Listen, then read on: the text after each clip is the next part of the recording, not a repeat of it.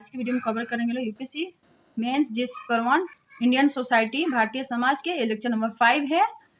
तो शहरीकरण या नगरीकरण, तो इसे अर्बनाइजेशन भी कहते हैं। तो पहला क्वेश्चन है, उपभोक्ता संस्कृति के विशेष परिप्रेक्ष्य में नौ मध्यवर्ग के उभार से तो टियर 2 शहरों का विकास किस तरह संबंधित है। तो ये यूपीएससी मेंस 2022 का ये क्वेश्चन डायरेक्ट आप लोगों को किसी नोट्स में नहीं मिलेगा, लेकिन आप लोग अगर करंट अफेयर अच्छे से कवर करेंगे लोग तो स्टैटिक्स पार्ट और करंट अफेयर को मिला करके अच्छे से लिख सकते हैं लोग।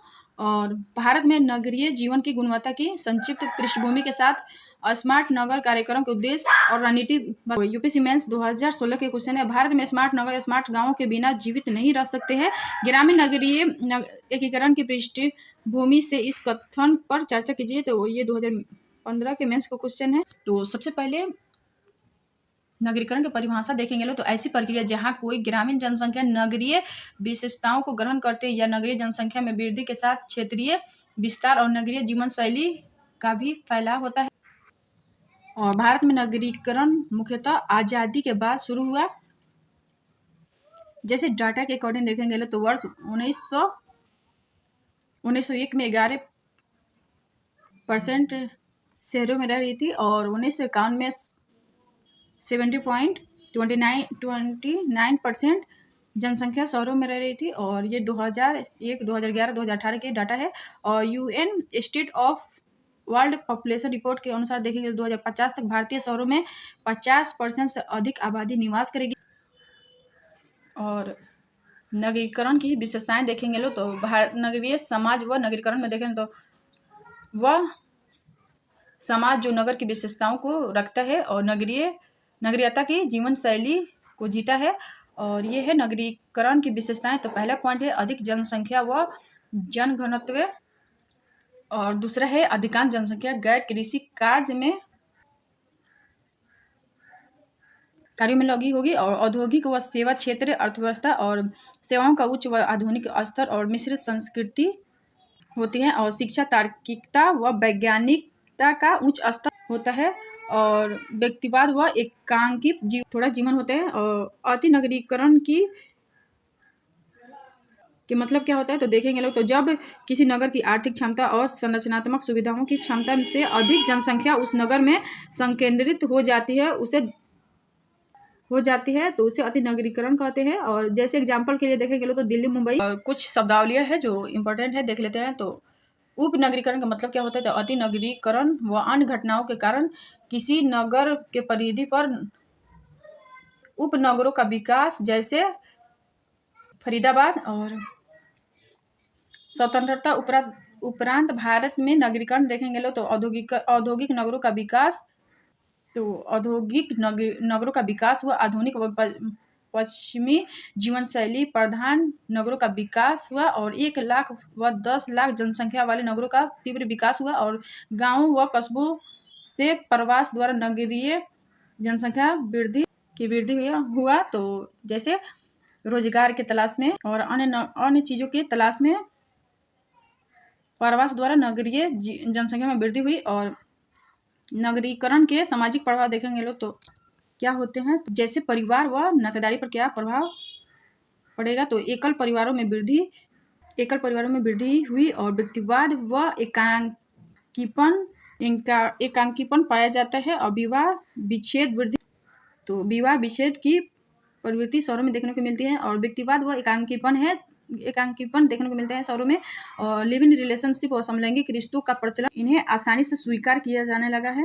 और जाति व्यवस्था व नगरीकरण में देखेंगे तो छोटे शहरों व कस्बों में गांवों की तरह जाति व्यवस्था, और बड़े शहरों में जाति व्यवस्था का महत्व नहीं अपितु धन आधारित सोपान क्रम का विकास और मिश्रित समाज। तो छोटे शहरों में व कस्बों में गांवों की तरह जाति व्यवस्था अभी भी पाई जाती है। बड़े शहरों में जाति व्यवस्था का महत्व नहीं अपितु धन आधारित सोपान क्रम का विकास, आर्थिक सोपान ज़्यादा होगा। और इसके अलावा मिश्रित समाज पाया जाएगा। और नगरीकरण व महिलाएं में देखेंगे लोग तो कुछ पॉइंट इंपॉर्टेंट वो देख लेते हैं लोग। तो जैसे पितृ सत्ता कम पाई जाएगी तो महिलाओं की स्थिति में सुधार होगी और महिला स्वतंत्रता व समानता का विकास होगा। और विवाह आयु वृद्धि होगी और महिला आत्मनिर्भरता अधिक होगी और बेहतर आर्थिक व सामाजिक स्थिति आत्मनिर्भरता में ज़्यादा वृद्धि होगी और उच्च व तकनीकी शिक्षा के अवसर देखने को मिलेंगे और महिलाओं पर दोहरी जिम्मेदारी होगी, परिवार की भी होगी और बच्चों के पालन पोषण की भी होगी और कार्यस्थल पर हिंसा में वृद्धि, कार्यस्थल पर भी यौन हिंसा या और भी तरह की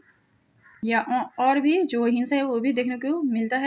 रोजगार व अवसर व विविधता विविध होंगे और सेवाओं का उच्च अच्छा होगा और शिक्षा जैसे शिक्षा, स्वास्थ्य, सुरक्षा, परिवहन, आधुनिक जीवन ये भी अच्छा होगा और रूढ़िवादी मूल्यों की बजाय आधुनिक मूल्य, तार्किकता, समावेश ज़्यादा होगा और सामाजिक स्वतंत्रता व समानता अधिक पाई जाएगी। और भारत में नगरीकरण की समस्याएं देखेंगे लोग तो एक तो अनियोजित नगरीकरण, तो नगरों का अनियोजित नगरीकरण हो रहा है और तो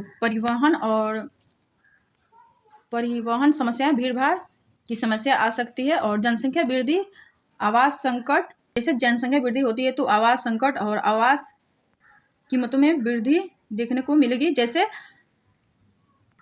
शहरी बेघरों की संख्या 15 करोड़ से ज़्यादा, जैसे एक डाटा भी है भारत में शहरी बेघरों की संख्या 15 करोड़ से ज़्यादा है और मलिन बस्तियों का निर्माण अधिक होगा तो वहाँ का खराब जीवन स्तर होगा और पार्कों, सड़कों, अस्पतालों आदि पर अधिक दबाव पड़ेगा और जलापूर्ति, जल निकासी व स्वच्छता की समस्या आएगी और शहरी बाढ़, सीवरेज की समस्या इसके साथ जुड़ी हुई है और परिवहन व यातायात, ट्रैफिक या जाम की समस्या देखने को मिलती है और इसे वायु व ध्वनि प्रदूषण, स्वास्थ्य समस्या, तनाव, चिड़चिड़ापन आती है और पर्यावरण प्रदूषण कूड़े के ढेर है और एग्जाम्पल्स के लिए शहरी उद्योग और धुएं की चिमनियाँ और महत्वाकांक्षा व व्यक्तिवाद में वृद्धि से तनाव व साथ में सामाजिक अपराध काफ़ी देखने को मिलते हैं। महिलाओं में यौन हिंसा वृद्धि और NCRB की डाटा आप लोग बता सकते हो। यौन नैतिकता का ह्रास और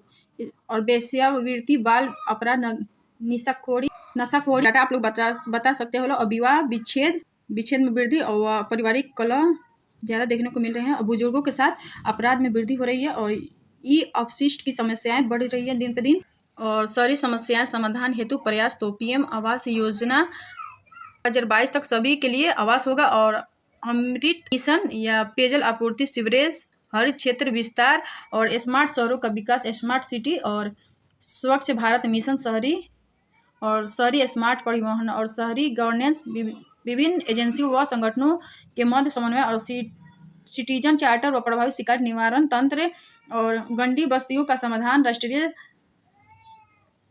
स्लम विकास कार्यक्रम 2016 और मलिन बस्ती मुक्त भारत मिशन 2013 और गरीबी उन्मूलन व कौशल विकास रोजगार सृजन। तो गंदी बस्तियों का समाधान के लिए राष्ट्रीय स्लम विकास कार्यक्रम 2016 है, मलिन बस्ती मुक्त भारत मिशन 2013 है, गरीबी उन्मूलन और कौशल विकास रोजगार सृजन है और अपशिष्ट प्रबंधन और स्पंज सिटी और शहरी वेटलैंड प्रबंधन व संरक्षण और SDG लक्ष्य 11 शहरों व मानव बस्तियों को समावेशी, सुरक्षित, लचीला व संवहनीय बनाना। तो SDG 11 के लक्ष्य की बात करें तो शहरों व मानव बस्तियों को समावेशी, सुरक्षित, लचीला व संवहनीय बनाना इसका लक्ष्य है। नेक्स्ट टॉपिक जनसंख्या एवं संबंधित उससे मुद्दे, तो इसमें माइग्रेशन के भी टॉपिक है। तो पहला क्वेश्चन है इसमें, जनसंख्या शिक्षा व प्रमुख उद्देश्यों के विवेचना करते हुए भारत में इन्हें प्राप्त करने के उपायों पर विस्तृत प्रकाश डालिए। तो ये 2021 का क्वेश्चन है। समालोचनापूर्ण पूर्वक परीक्षण कीजिए कि क्या बढ़ती हुई जनसंख्या निर्धनता का मुख्य कारण है या कि निर्धनता जनसंख्या वृद्धि का मुख्य कारण है। तो UPSC मेंस 2015 के क्वेश्चन है और पिछले 4 दशकों में भारत के भीतर और भारत के बाहर श्रमिक प्रवासन की प्रवृत्तियों में परिवर्तनों पर चर्चा कीजिए। तो ये भी 2015 का क्वेश्चन है। तो नेक्स्ट टॉपिक है आर्थिक सर्वेक्षण 2018-19 देखेंगे लोग। तो भारत 2041 तक 59% जनसंख्या वर्किंग एज जनांकीय लाभांश। तो आर्थिक सर्वेक्षण 2018-19 में बताया गया था कि भारत 2041 तक 59% जनसंख्या वर्किंग एज जनांकीय लाभांश की स्थिति में होगी और विश्व की कुल जनसंख्या की बात करें तो 8 बिलियन 2022 में हो गई थी और भारत की जनसंख्या की बात करें तो 142 करोड़ है और 2023 में चीन को पीछे छोड़कर जनसंख्या में भारत प्रथम स्थान पर है और 2022 चीन में पहली बार वास्तविक जनसंख्या में गिरावट आ गई। और 2023 में यूएन के रिपोर्ट आई थी, तो 2023 में यूएन की एक रिपोर्ट आई थी भारत के जनसंख्या संबंधी, तो कि भारत की पॉपुलेशन चीन से ज़्यादा हो जाएगी। तो ये डाटा बहुत इम्पोर्टेंट है। भारत के संदर्भ में देखेंगे लोग तो TFR के डाटा बहुत इम्पोर्टेंट है। तो TFR का मतलब होता है टोटल फर्टिलिटी रेट क्या है। तो 1992-93 में हमारा,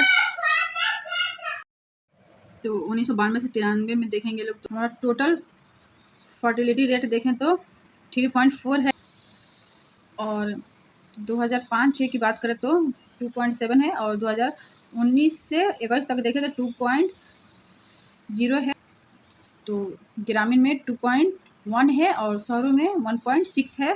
टोटल फर्टिलिटी रेट का मतलब होता है कि एक महिला अपने जीवन काल में कितने बच्चों को जन्म, जैसे पॉपुलेशन के ये कौन से एज है तो 20 से 61 के बीच में देख सकते हैं। तो यदि पॉपुलेशन का जो ये कौन सी एज है तो 20 से 61 के बीच में हम देख सकते हैं, या इसको हम कह सकते हैं जो युवा आबादी है उसको हम देखें तो चीन और भारत के डाटा देख सकते हैं लोग। तो ये भारत के डाटा है और ये चीन के है।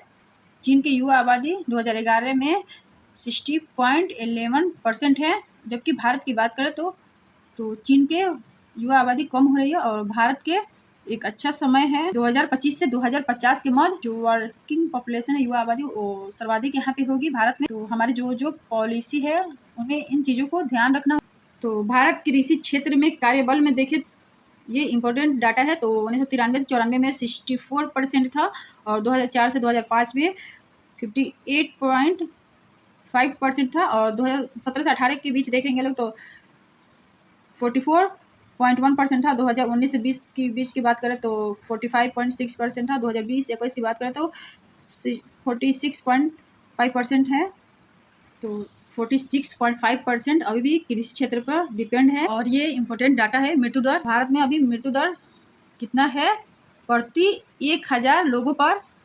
तो भारत में लगभग 1950 में 22.2% था और 2020 में 70.4% 4 है। और जन्म के समय जीवन प्रत्याशा, तो जन्म के समय जीवन प्रत्याशा की बात करो तो जन्म के साथ साथ जीवन प्रत्याशा भी बहुत जरूरी है जानना, ताकि हमारे यहाँ लोगों की जीने की संभावना क्या है।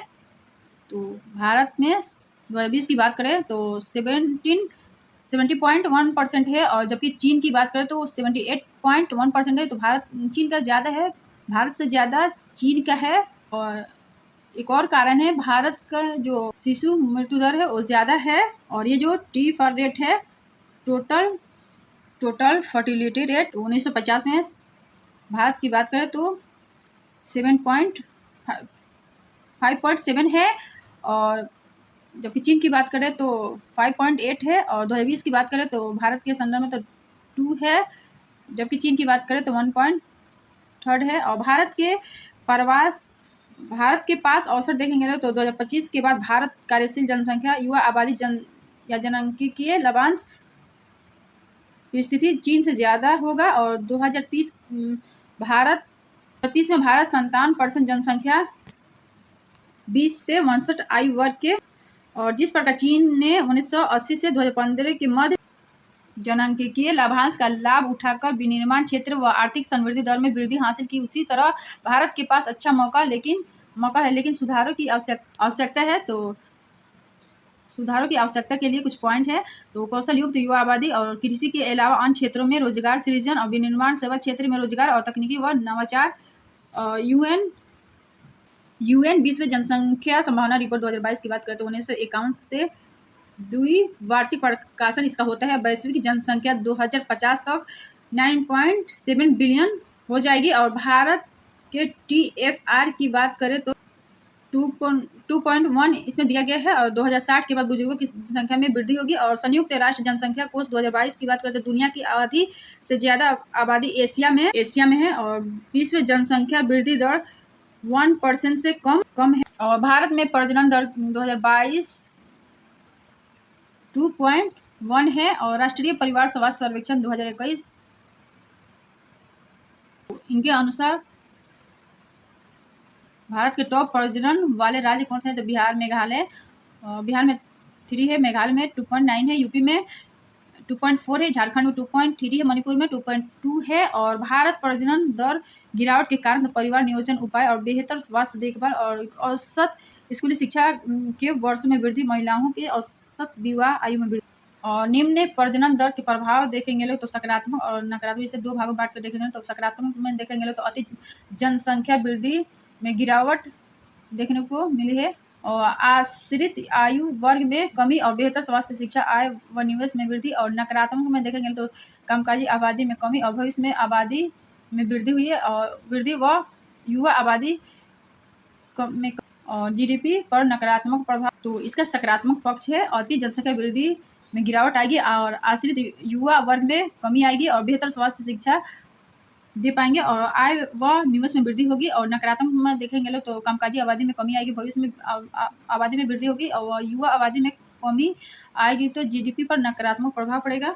और भारत जीवन प्रत्याशा देखेंगे लोग तो 1960 में 42.3 है, और 2000 में देखेंगे तो 62.5 है। 2020 की बात करें तो 70.8 है, और मेल की बात करें तो पुरुष के तो 69.5 है, और महिला की बात करें तो 72.2 है। और तो महिलाओं के जीवन प्रत्याशा ज़्यादा है और पुरुष के जीवन प्रत्याशा कम है। तो शिशु मृत्यु दर की बात करें IMR के तो प्रति 1000 जीवित बच्चों पर 1 वर्ष से कम आयु के बच्चों की जो मृत्यु होती है तो 2010 में 47 था, और 2016 में 34 और 2022 में 27 है।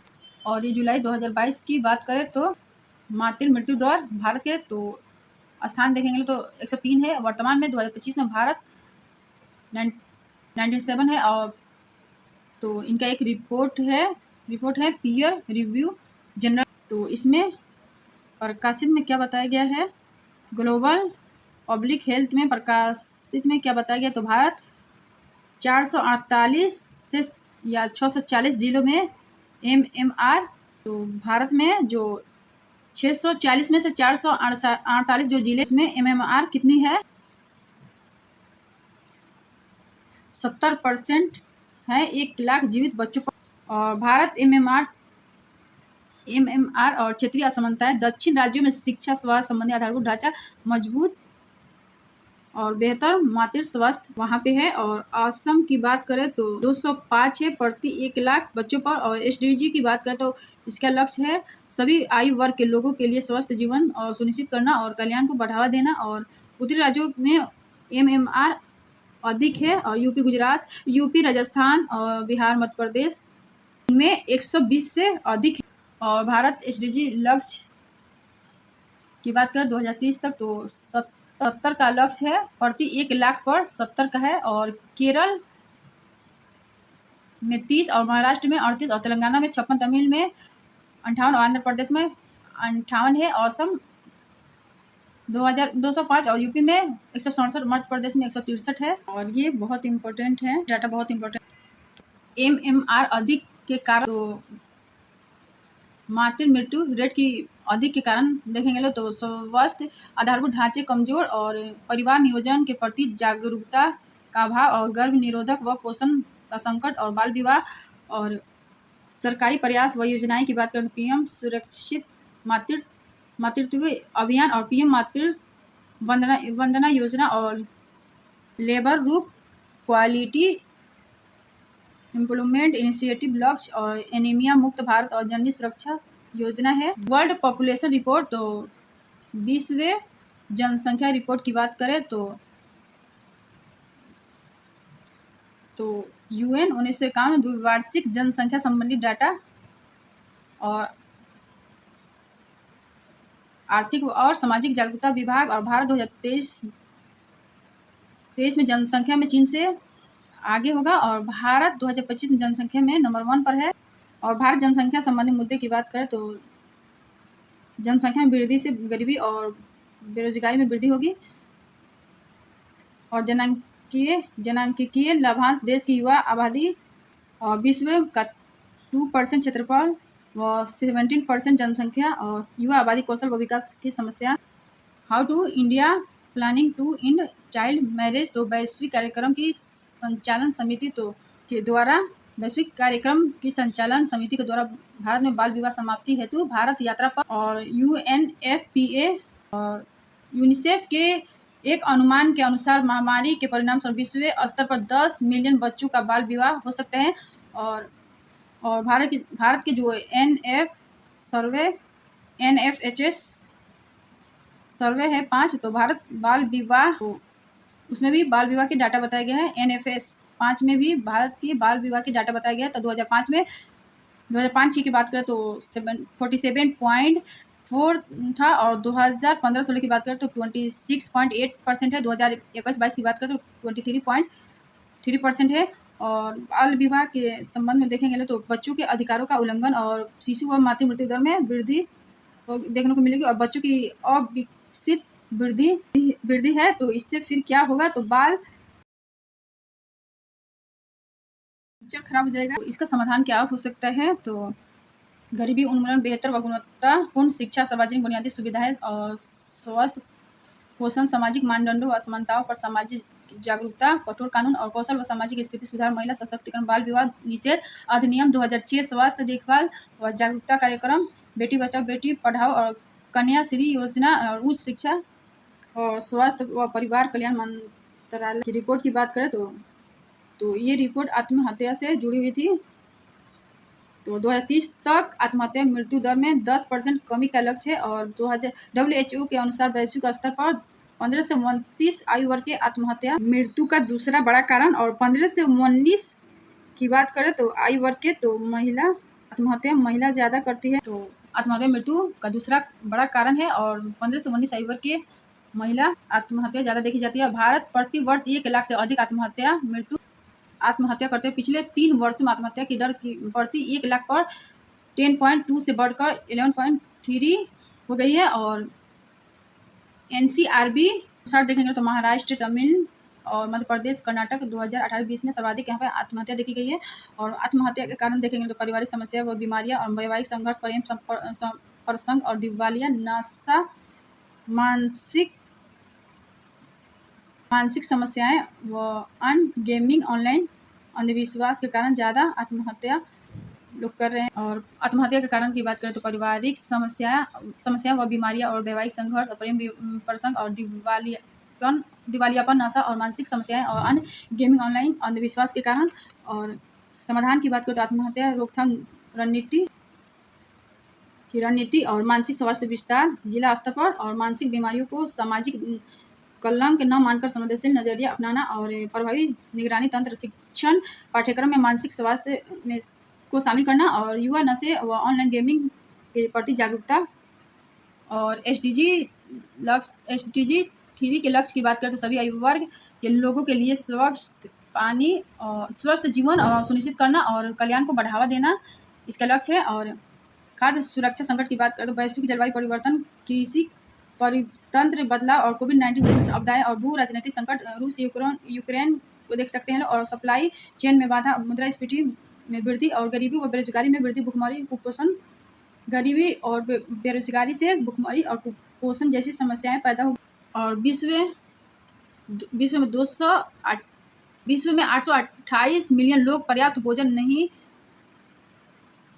विश्व में 828 मिलियन लोगों को पर्याप्त भोजन नहीं मिलता है, और 50 मिलियन लोग गंभीर भूख संकट से ग्रसित हैं।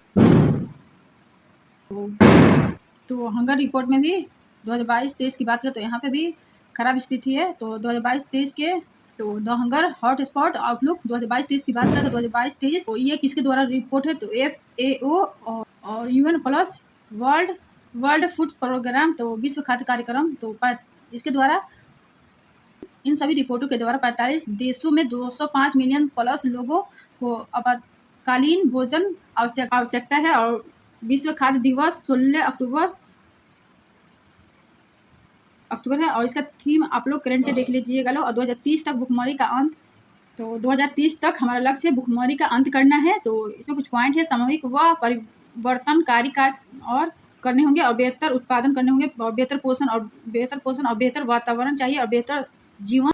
और भारत 21-22 की बात करें तो 49.6 बिलियन कृषि उत्पादन निर्यात ने किए हैं और पिछले वित्त वर्ष की तुलना में 20% वृद्धि।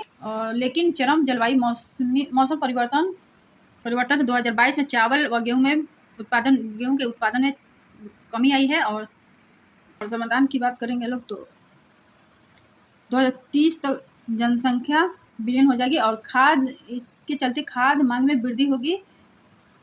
और इसके आपूर्ति के लिए बात करें तो खाद्य उत्पादन अधिक ज़्यादा हो जाएगी और खाद्य विविधता और आधारभूत ढांचा और सप्लाई चेन और भंडारण और प्रशिक्षण और खाद्य सुरक्षा और अधिनियम व पीडीएस और जलवायु अनुकूल कृषि और भारत सरकार के प्रयास देखेंगे तो राष्ट्रीय खाद्य सुरक्षा अधिनियम TPDS और पीएम पोषण मिड डे मील और ICDS और पीएम गरीबी कल्याण अन्न योजना और इंदिरा रसोई और बेहतर पर्यावरण में देखें तो जलवायु स्मार्ट कृषि, मोटे अनाज दालें और जलीय कृषि GBNF और मोटे अनाज कृषि के लाभ तो महिला सशक्तिकरण में वृद्धि होगी।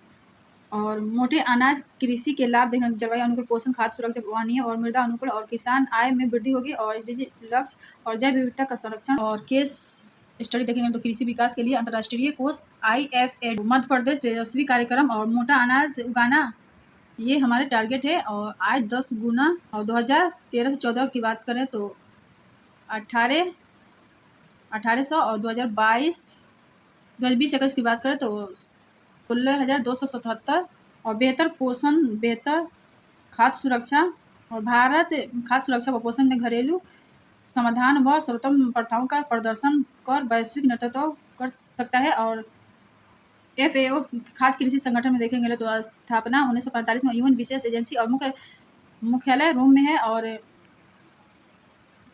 WFP की विश्व खाद्य कार्यक्रम की बात करें तो स्थापना 1961 में और FA प्लस UN द्वारा महासभा और UN महासभा मुख्यालय रोम में और इटली।